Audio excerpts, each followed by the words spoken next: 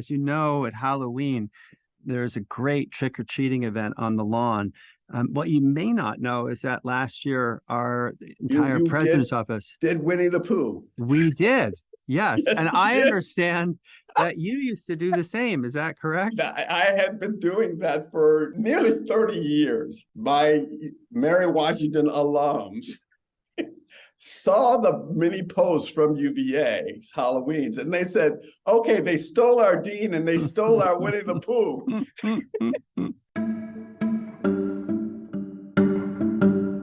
Hello, everyone. I'm Jim Ryan, president of the University of Virginia. I'd like to welcome all of you to another episode of Inside UVA. This podcast is a chance for me to speak with some of the amazing people at the university and to learn more about what they do and who they are. My hope is that listeners will ultimately have a better understanding of how UVA works and a deeper appreciation of the remarkably talented and dedicated people who make UVA the institution it is. I'm joined today by Dean Cedric Rucker. Cedric serves as the Interim Senior Associate Vice President for Student Affairs and Dean of Students at UVA. He has been in higher education for over 40 years. Upon completing his bachelor's degree at the University of Mary Washington and his master's at the University of Virginia, Cedric joined UVA as an Assistant Dean of Admissions. From there, he returned to the University of Mary Washington, where he spent 3 decades working first as the Associate Dean of Student Activities and later as Associate Vice Provost for Student Affairs and Dean of Students. During this time, Cedric was also an adjunct faculty member, teaching undergraduate and graduate courses in sociology alongside his work in student affairs. Cedric has graciously deferred his retirement to return to UVA and support the Division of Student Affairs during this interim period. And on behalf of the entire university, I can say I'm incredibly grateful for his leadership. Today, we're fortunate to have him on the podcast. So, Dean Rucker, thank you very much for being here. Thank you very, very much, President Ryan. So let's start at the beginning. Where did you grow up and how did you find your way to Mary Washington as an undergraduate? Really interesting. I grew up in Richmond. I am a child, I tell people very, very plainly, I'm a child of segregation.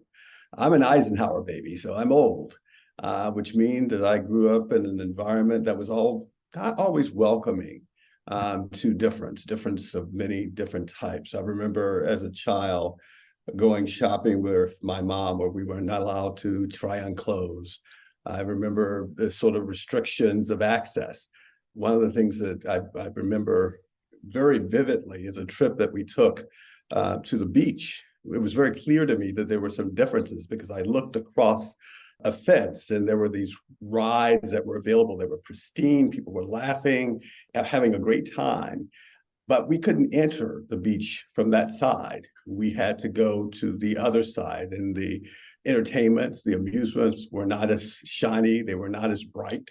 And I asked my mom, why can't we go there? She said, well, honey, we just can't. And what was really, even at that age, what stood out in the most pronounced way to me was when we got to the beach, there was a fence that went from the entryway all the way into the ocean. Right. And I remember turning to my dad and I said, Dad, it's the same water. I mean, this is a little kid. But it was really interesting growing up in the segregated South and watching or witnessing the experience of the world changing over the course of time. I applaud my parents and my grandparents and all of the other individuals who were part of my life.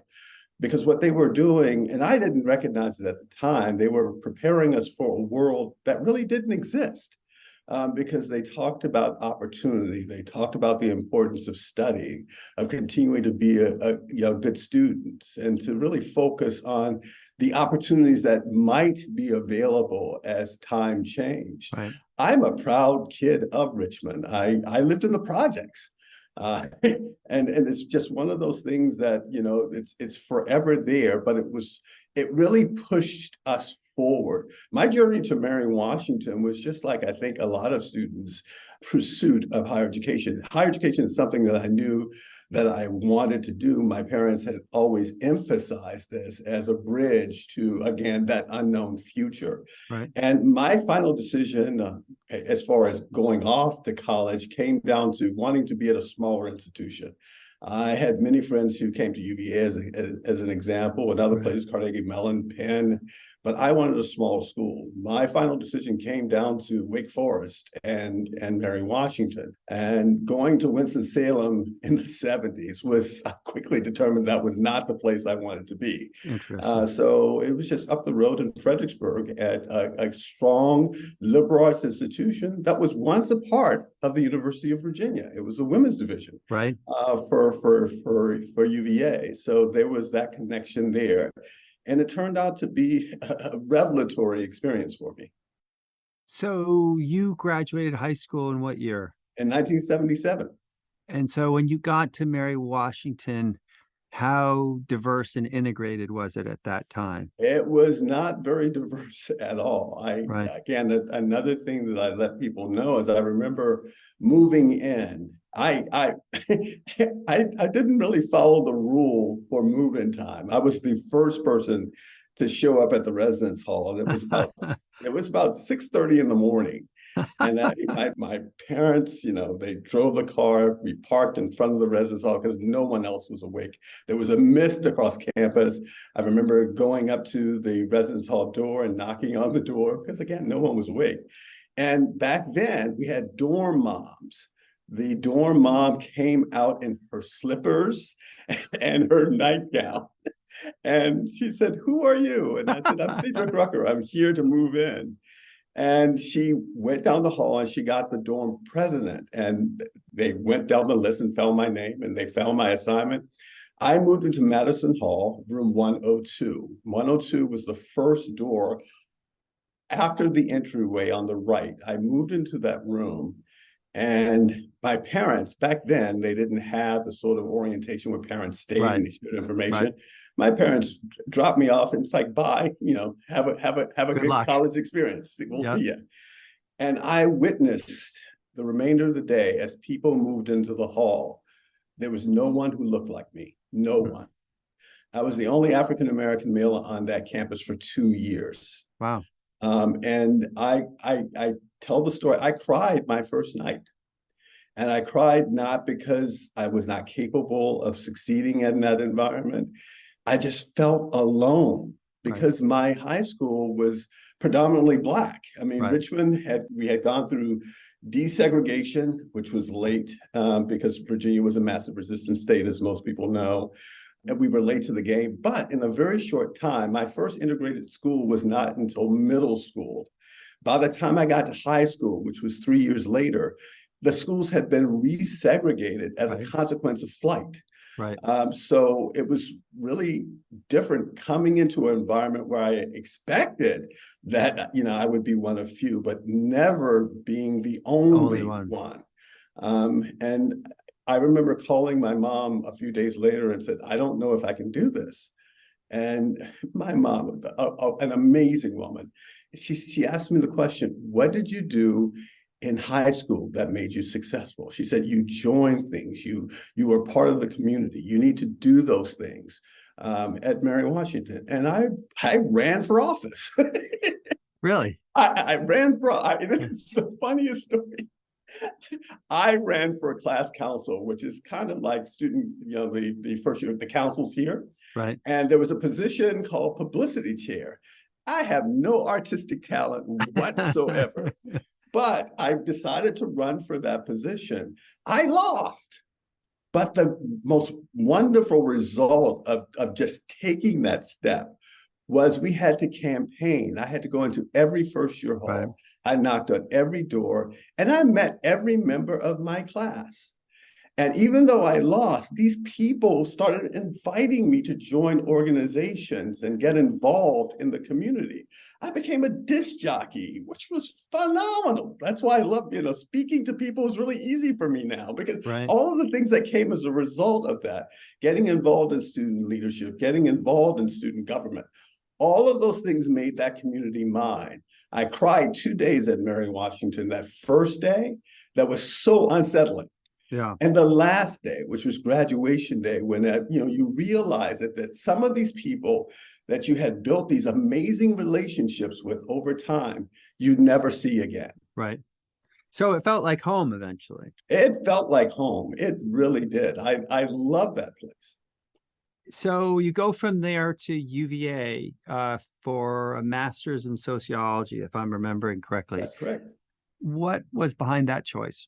That's really interesting. Again, that goes back to Mary Washington, and this is 70s, early 80s.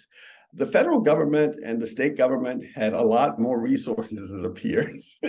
And one of the things that they had was this program called the pre-graduate program, which allowed undergraduate students to have exposure to graduate school. Oh, I see. Right. And this was for underrepresented students. My sociology professor, Bruce London, I'll never forget, told me about this opportunity. And he said, "You're great. You should apply. You'll spend the summer at UVA." And I applied, and there were about 60 students from across the Commonwealth. And we converged on Webb Watson. And, we were there for summer, and I was enrolled as a graduate student. My professor, my advisors, Steve Knock, who was amazing, and Paul Kingston. I met them during that summer. And what it revealed to me also, there's that sense of, okay, I'm coming from this small school. Can I really do this? Yeah. And the reality is, with the support, the engagement, the encouragement of those faculty, I did really well. I was doing okay at Mary Washington, but I did really well at UVA. And when it came to applying for grad school, I applied to several other schools and I got in, but I had such a wonderfully supportive experience at UVA. It felt like home. I was coming to Charlottesville. So you're in graduate school. How did you go from there to working in admissions? One of the things that's wonderful about UVA, and I think it's always been a special part of this community, is the working relationship that students have with faculty and administrators. I mean, it's one of those places where I think, the mentorship is there, the care is there. I had this wonderful relationship with the then Associate Dean of the Graduate School of Arts and Sciences, Bill Elwood. Bill Elwood would essentially take students out with him as he recruited other students for grad school. And I traveled with Bill a lot. We would visit campuses and just, have conversations with students about graduate opportunities. And I had this phenomenal relationship with this very thoughtful, caring soul who really invested time in me. And when I was concluding the program, he said, "Cedric, you're Mr. UVA." He said, you're uppy, you love this place, because I was involved, I was active.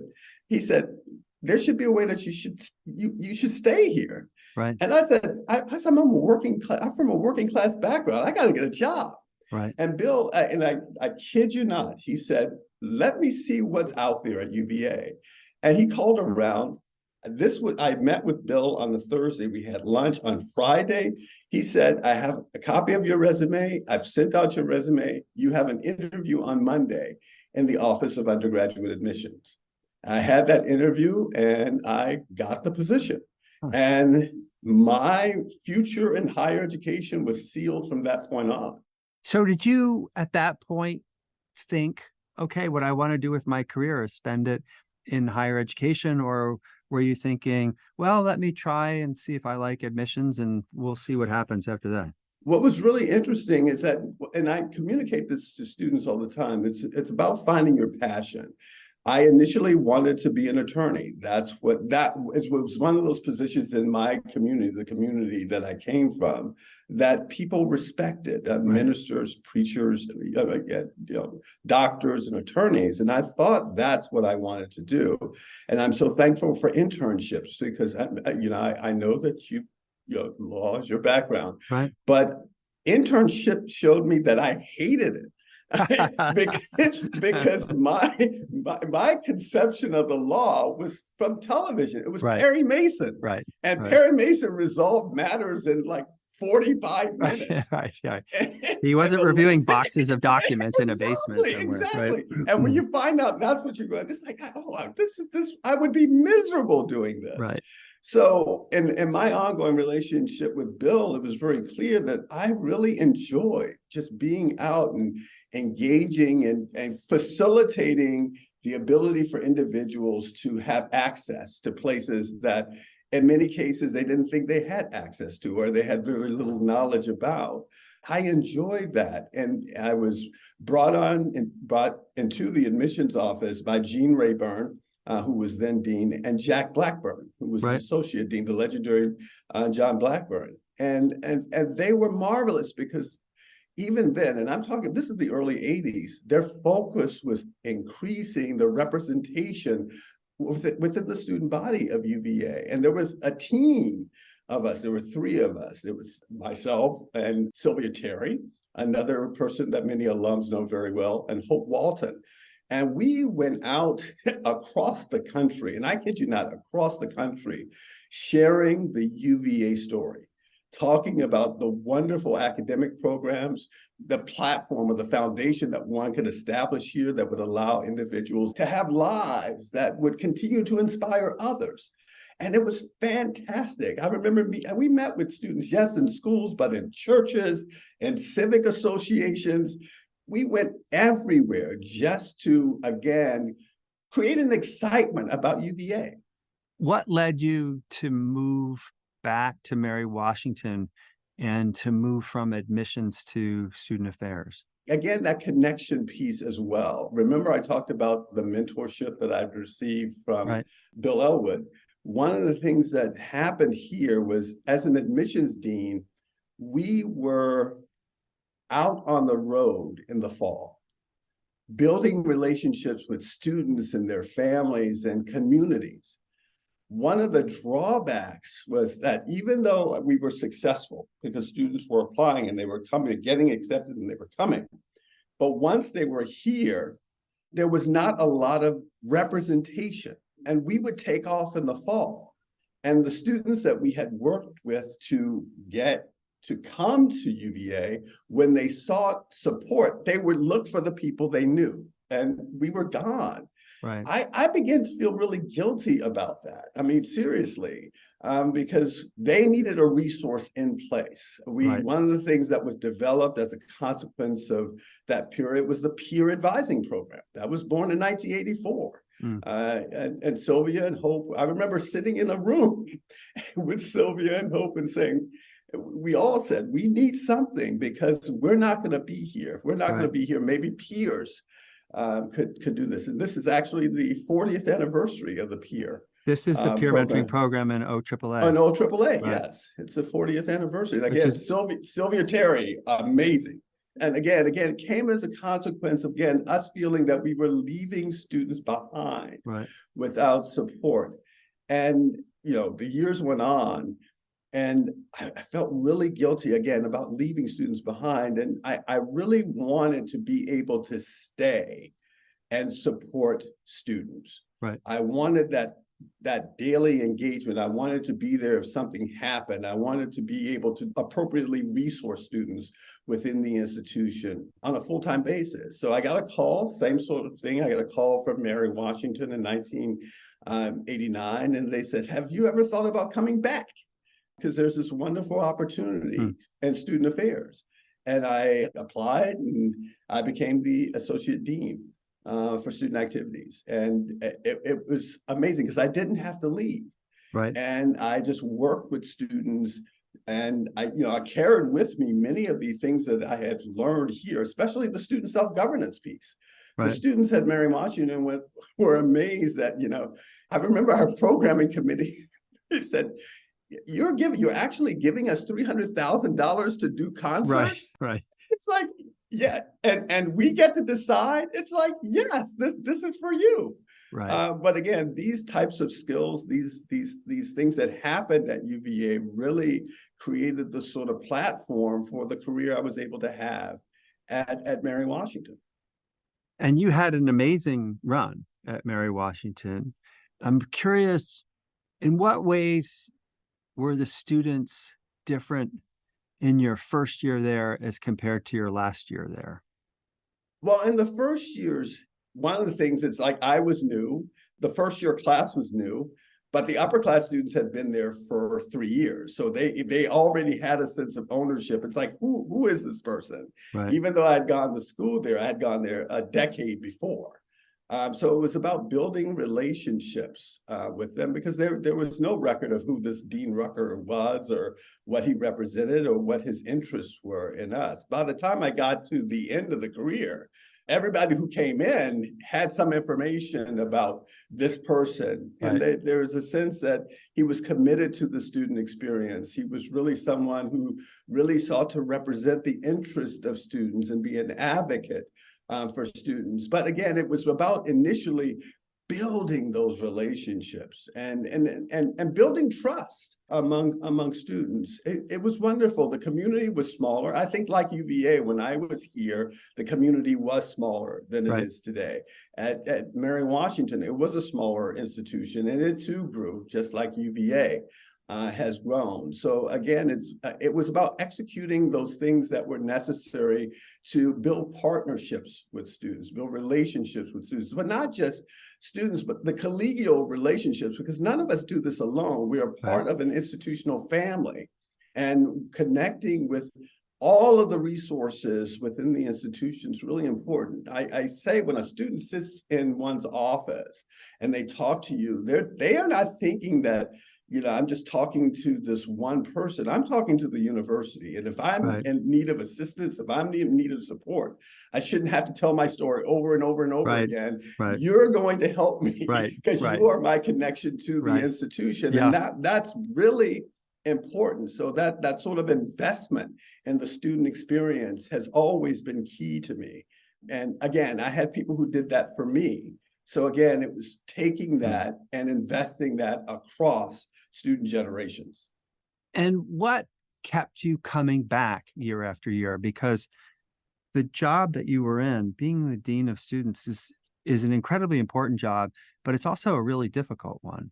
It is. I mean, it's very difficult. I mean, I was on call 24/7 for 33 years.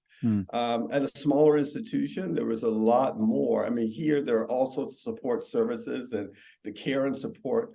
At Mary Washington, yes, there were all those partnerships that I talked about. But when something happened, there was a sense of, is Dean Rucker going to be here to help out? And I knew how important that was when students were in crisis, when, not just for people think of the sad things that happen or the challenging things that happen in the collegiate community, but it was also for the celebratory things that happened. It was just to be present, because being present indicated that you cared. You were invested in what happens. And that's a cross difference. I some of the most magical moments I had in my career is just sitting across from students who are coming at something from just different perspectives, and just listening to these voices and have them listen to one another about how they see the world and why they see the world as they do. And trying to come to some understanding that you really don't need to hate this person. It's just that their lens is a different lens. And really understanding that across humanity, we're not cookie cutter. I say it today. There's not one University of Virginia student. There are multiple university students with an array of experiences, backgrounds, perspectives, and that makes this place a phenomenal place to be. The ideas that are generated, the types of opportunities that come as a consequence of what different people bring to the table, that adds to the vibrancy of institutions of higher education. It truly, truly does. It makes universities very special places. So I understand that Mary Washington named a building in your honor. The University Center is now the Cedric Rucker University Center. That must have been a pretty meaningful moment for you. It was. Remember, I told you I cried 2 times when I was a student. This was the third time? This is the third time. Well, things happen. If I was invited, DOV meetings are usually very formal occasions. And I've given presentations at board meetings before. I was asked to be at this particular board meeting. I was asked to prepare a report. And I'm sitting at the board meeting waiting for it to start. And, the rector of the board calls the meeting to order, but at the beginning, she says, well, there's something we need to focus on before the meeting starts. And for me, that was a cue to go back to my notes to do some more editing. Right. So I'm ready for the presentation. And then she starts talking, and she's sharing all this information. I'm hearing my name, and it's like, okay, what is this about? And it was towards the end of my career. I had already announced that I was planning to retire. And I honestly thought what she was doing was she was building up to announce emeritus status. I mean, that every academic who's been affiliated with an institution for a sizable amount of time, that's something that we want to happen. And that's what I thought was happening.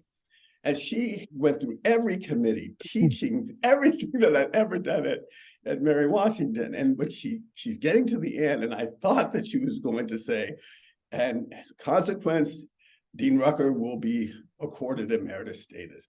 But she said, well, the governor allows the board to do special things. And what we will be doing, as a consequence of all of these contributions to the Mary Washington community, is we'll be naming the University Center the Cedric Rucker University. My jaw dropped. Tears start flowing down my eyes. And all I could think of was my mom, going back to the childhood where this woman who had no idea what her child's future would be, had no idea what opportunities would be open that were not open to her or my father or my grandparents. I just went back to because she had passed by that time, if she could have heard that. Because I know that I'm still tearing up. It would have had so much meaning to her. Yeah. So, and one of the things I said after the announcement was made, it was not about me. It's not that my name's on the building. It's my family's name. And that's what was significant. Yeah. Well, I'm sure she would have been incredibly proud. So, and for me, that wasn't the biggest honor. And I know a lot of people talk about the naming of the building, but there are two other honors that were bestowed that for me are bigger. The university has we call it the Supporting Our Student Fund. It's for students who have emergencies and crises that come up. It's to support them getting home or all of the sorts of things that these funds do. And that was named the Cedric Rucker Supporting Our Students Fund. They also there's an award that's called the Eagle Beyond Compare Award. And it's the Cedric Rucker Eagle Beyond Compare Award. And it goes to a faculty or staff member who has continued to demonstrate an active engagement and support of the student experience. Those are the two honors that for me are very significant. Students being able to fully engage the institution and also acknowledging the work that many members of the community invest in and making sure that students are having a sustaining experience at the University of Mary Washington. So we were lucky to lure you back to UVA out of retirement, and you first played a role at old AAA, and then thankfully... Then this guy called me into his office. It's like, what is this? And I wasn't telling you I was going to name a building after you. I was telling you I wanted you to serve as the interim dean of students. I am thrilled that you said yes, and I just want to know, honestly, how has it been so far, and how is it different here as compared to Mary Washington? Well, this is a very special. UVA is a unique institution. I love how the idea of being so student-centered is one of the hallmarks of this place. Its excellence is recognized globally from the research and the teaching that takes place here to the graduates and what they have accomplished and what they have contributed to the world that we're all a part of. And it's just wonderful to be in this environment that's so stimulating, that has so much that's given to the world.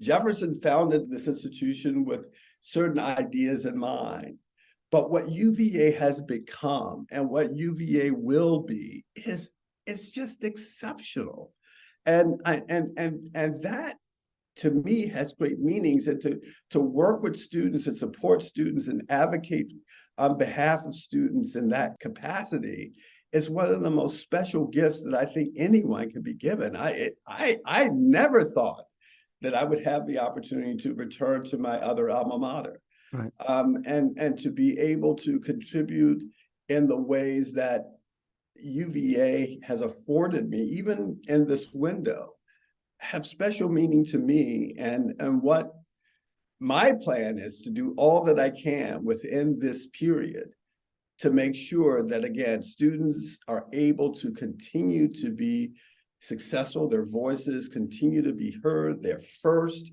when it comes to those things that truly give institutions meaning. And again, to do those things with all of the energy that I have. Well, you certainly are visible. I don't know that I've been to an event with students that you have not been attending as well. And I commend you for that. I also know that you are living on the lawn in one of the pavilions, and I'm curious how you're enjoying that. It's, again, at this stage of my life, to be living on the lawn at the University of Virginia, oh my goodness. This is a World Heritage Site. I travel a lot. As many people know, I've been to 115 countries. I've been to many World Heritage Sites.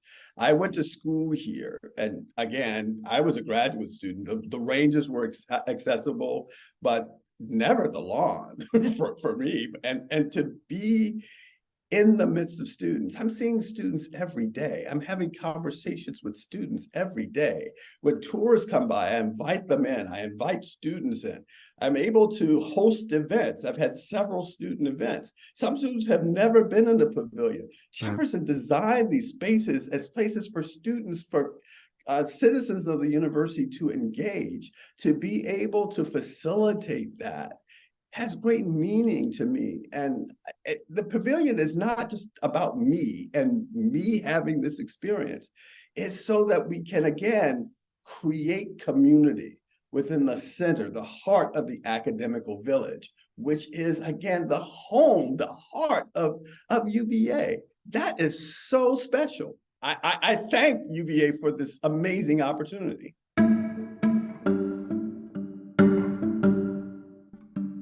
Inside UVA is a production of WTJU 91.1 FM and the Office of the President at the University of Virginia.